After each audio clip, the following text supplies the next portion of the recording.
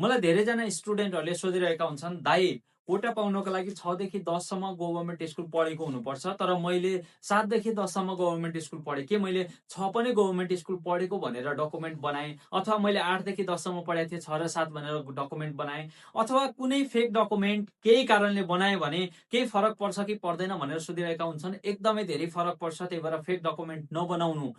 हुन त एडमिसन गर्ने बेलामा चाहिँ चिकित्सा शिक्षा आयोगले फेक डकुमेन्ट बनाएको नबनाएको भनेर सबैजनाको हेरिरहेको हुँदैन, तर यदि तिम्रो कम्प्लेन आयो भने चाहिँ त्यसमा अवश्य पनि छानबिन पक्कै पनि हुन्छ, र कम्प्लेन मैले नै थाहा पाएँ भने पनि मैले पनि गरिदिन्छु। यानि कि तिम्रो नजिकको मान्छेहरूलाई तिम्रो बारेमा थाहा हुन्छ र गभर्नमेन्ट स्कुल पढेको भनेर तिमीले फेक डकुमेन्ट बनाएर त्यसरी सर्टिफिकेट बनाएर चाहिँ तिमीले स्कलरसिप क्लेम गर्न खोज्यौ भने जुनै पनि बेला तिमी पढिरहेको छौ, फर इक्जाम्पल एमबिबिएस फाइनल इयरमा पढिरहेको छौ भने त्यति बेला थाहा भयो भने पनि तिमीलाई त्यति बेला कानुन बमोजिम सजाय हुन्छ,